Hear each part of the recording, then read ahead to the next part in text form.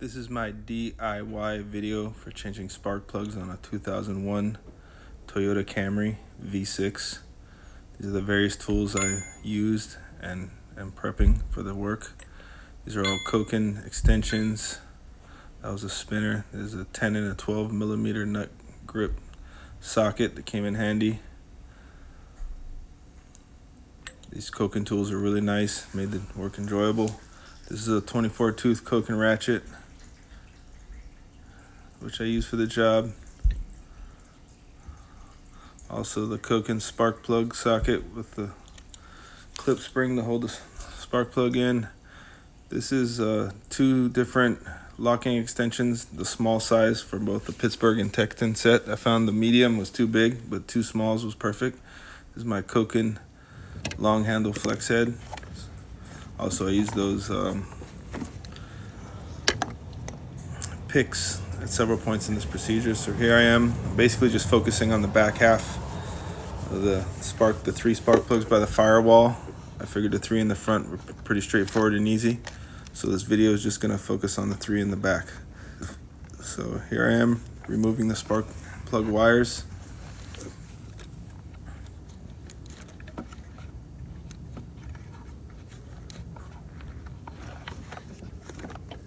Performed this maintenance after 197,000 miles on my car. 192,000 miles. I assume it's been done once in the past, probably around 100,000 miles. That's a 10 millimeter bolt to pull out the rail, the conduit that holds the three spark plug wires that go from the front ignition coils to the back. So this car only has three spark plug wires, and they seem to share ignition coils.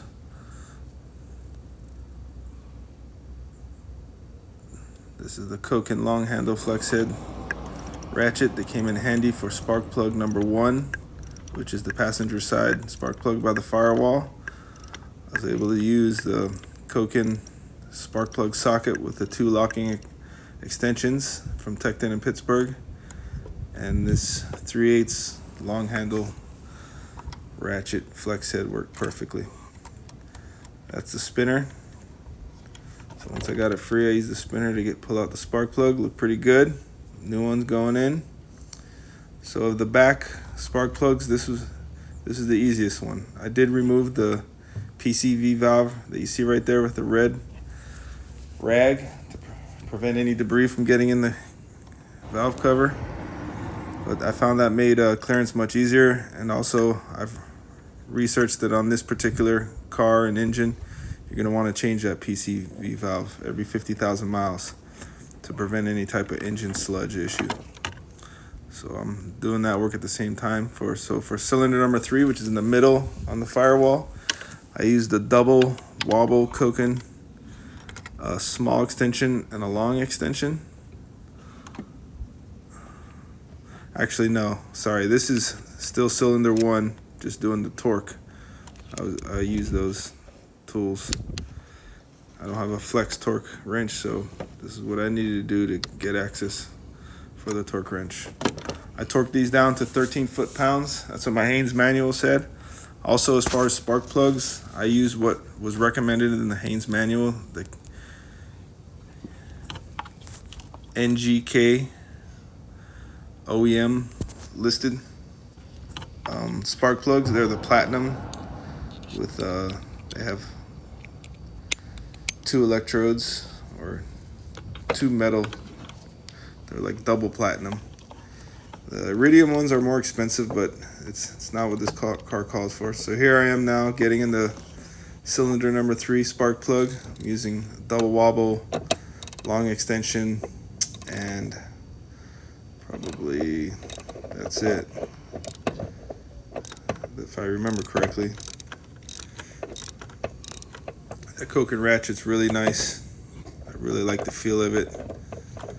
I haven't, except for, as you saw in cylinder number 1, the 72 tooth count came in handy, but when you have this much access, the 24 tooth count is plenty.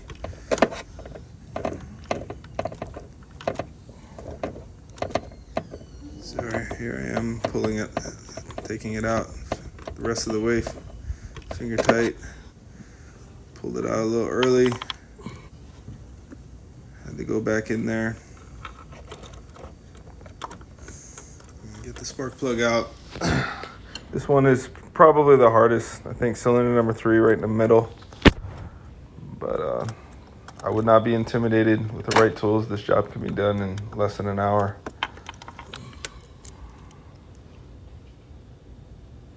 So there's spark plug from cylinder number 3. Looks pretty good.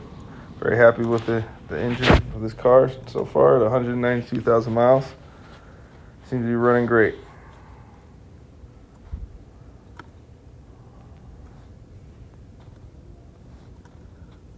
I'm not sure why I didn't edit this part out.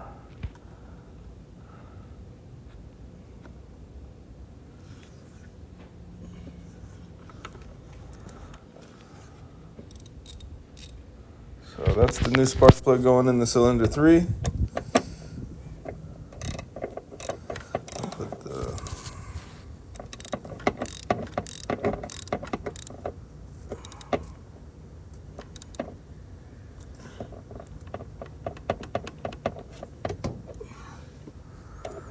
Got it on there with the ratchet.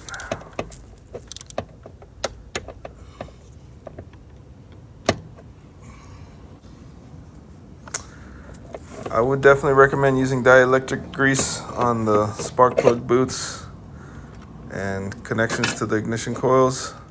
Unfortunately, I do have some. I just need to get more organized in my garage and get access to all those nice chemicals that I have. So for this maintenance, I went without it, which I don't think is a big deal. I think if you do it every other one, it should be fine. So here I am now.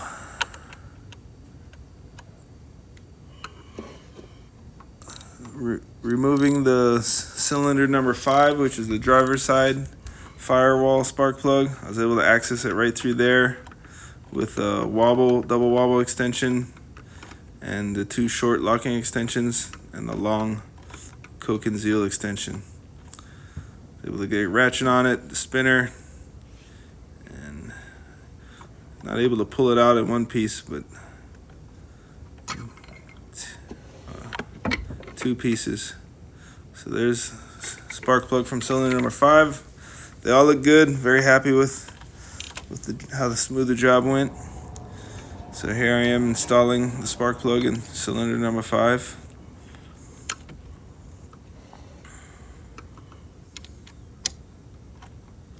I did remove the vacuum line from the brake booster to the plenum to access cylinder number 5 and give me more room. So, I took a few things off. That vacuum line on the plenum to the brake booster, I took off a grounding strap, 12mm bolt on the plenum that's kind of in the way for cylinder number 1, and also the PCV valve that's a little bit in the way from cylinder number 1. So that made getting access much easier.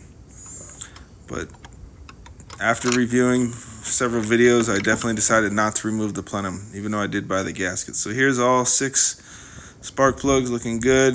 These are the new spark plug wires from NKG. They plug off the front ignition coils. They're labeled 1, 2, 3, 1, 3, 5. And my Haynes manual had the firing order, so hopefully this goes great. I didn't quite get it exact on the length on this conduit. I might redo it, but for now, just gonna leave it. But right in the back there's not enough slack to add some clips that I see. I don't have it perfect.